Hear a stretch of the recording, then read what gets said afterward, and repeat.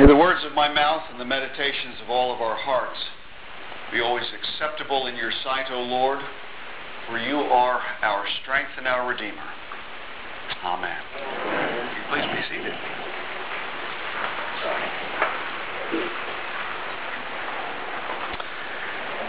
Some years ago in a business magazine, an article included some statistics. And one wonders how they gather statistics occasionally, but I still think this was worth sharing. That really only 2% of the time that we spend worrying is really about things that are worth worrying about. Only 2%. 98% of the time that we spend worrying is really kind of makes no sense. They broke it down this way. 40% of the things that we worry about happening never happens. Never happens. 35% of the things that we worry about, well, no, it can't be changed. You know, it's not. There's just no way around it. So why worry about it? 15% of the things that we worry about actually turn out better than what we thought that they would, and the last 8% are petty worries, not worth even thinking about for a few seconds, let alone getting fretful about. I came across that because and shared that because of this passage from Matthew's Gospel today. One of you noticed how many times the word anxious showed up in there, and our collect prayer.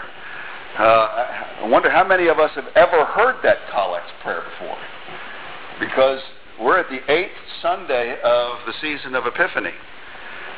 There's only one Sunday that could be longer before we get to the last Sunday, so we're going to miss one collect, but most of the time we never get this far in the season of Epiphany because Easter is late this year. So at any rate, we probably, a lot of us have never heard that collect before, but it talked about being anxious and worrying. This passage from Matthew chapter 6, part of the Sermon on the Mount by Jesus, is a very instructive passage.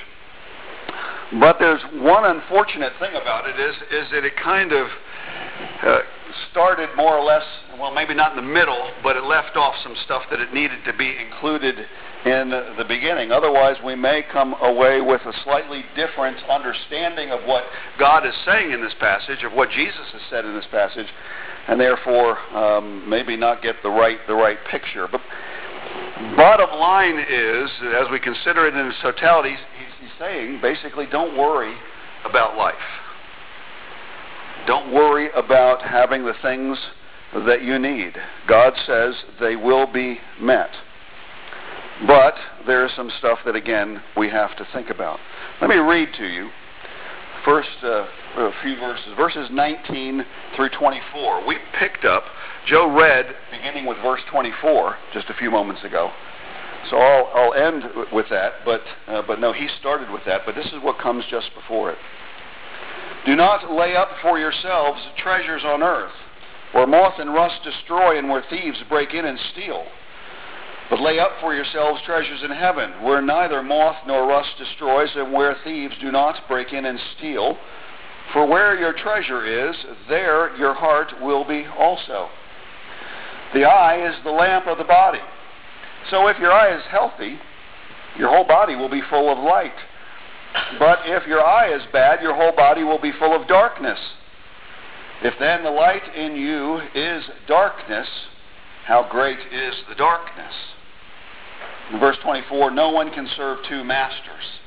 For either he will hate the one and love the other, or he will be devoted to the one and despise the other. You cannot serve God and money. And then the next verse, I'll come back to this in a minute, but he says, therefore. And if you've been around me very long, you know what that means, right? What's it there for? Well, thank you, Carol. Whenever you see that word, especially at the beginning of a paragraph, Ask yourself, what's it there for? There's obviously a connection. That's where the Revised Common Lectionary kind of tried to draw it in, but they needed to really go back a few of those extra verses because they are all part of the same unit. Let me back up a little bit and spend a little bit of time on that previous part where it says, "Do not lay up for yourselves treasures on earth, but lay up for yourselves treasures in heaven." You know, it's okay to lay up treasures for yourself. There's just a right way to do it and a wrong way to do it. And the wrong way to do it will ultimately benefit you very, very little. Because you're only going to get the benefit of it, if you get any benefit of it at all, you're going to get it on this side of eternity. But if you lay up treasures for yourself in heaven, you'll have all of eternity to enjoy them. Do you realize the difference? That on this side of the grave, our life is that fast compared to eternity. But yet how often do we try to lay up treasures for ourselves here, where it says, where moth and rust destroy and where thieves break in and steal. He's saying, he says, it's going to deteriorate. It's going to disappear. And really, if we try to do that, if we try to lay up treasures for ourselves here on earth, it reveals an inordinate love in ourselves for things. Now, careful, I'm not saying it's bad to own anything. I guess, because all of us would be in trouble if that's what I'm saying. I'm not saying that. But don't have that inordinate love for things. And when it says, do not lay up for yourselves treasures on earth, it doesn't mean don't plan for what your earthly needs are. Yes, you can plan. You should plan. If you go back to the book of Proverbs, you can see that all through there. It uses the example of the ant, how it takes action to provide for itself. It says we ought to do the same thing. But it just means don't be covetous. Don't be so hanging on to the things of this world that we can't turn loose of them, can't let them go. So we do, can, should save for ourselves, but he says, put it where the moth can't get to it, where there isn't any rust, where it's not going to be consumed. He says, in a sense, put it in heaven. Send it on ahead to heaven, ahead of you, while you're here, so that when you get there, it'll be there. And I'm sure you've all heard lots of different jokes. I'm not going to tell you any jokes about that one, but you can hear them. Send it on ahead. How do we do that? Well, basically, it means just to invest your time and your talents and, yes, your treasure into things that will last for eternity. Into things that will basically help others, help them come to know Jesus, help them maybe for right here, because as we meet some of their needs in the here and now, they may be able to see Jesus working, God working through us. By that, they're drawn, and if not drawn to a relationship with God, but maybe encouraged in that relationship with God. God may be talking to somebody right now, this morning, somewhere out in the world, and He's saying, I'm going to help you. I'm going to meet this need that you have. And then maybe somebody here this morning is going to run into that person. Maybe you already know them. And you'll say, you'll come to find out about that need, and I say, I can help with that. May I help with that? And you build them up. That's the kind of things about putting it in heaven. Doing things here on earth that will have an effect for eternity. But if your mind is running back to the Middle Ages and the time of the church when it was doing some things that weren't all that great, this is not indulgences. Anybody know what the word indulgences mean? Yeah, for those of you who don't, it's a time when the church came to, people like me came to their rank and file and say, hey, if you give me everything in your wallet, everything in your bank account, well, you know, Aunt Mabel, who died 100 years ago, we'll cut down her time in purgatory about 1,000 years. Those are indulgences. I bet it was this passage that maybe led to help some of those clergy do that thing. That's not what we're talking about. So it's really about the durability of treasures in two different places. One ain't going to last, other will last for eternity. The next section there about the eye. The eye is the lamp of the body. So if your eye is healthy, your whole body will be full of light. But if your eye is bad, your whole body will be full of darkness. If then the light in you is darkness, how great is that darkness? That's a comparative benefit derived from how we see things. A choice that we can make, actually.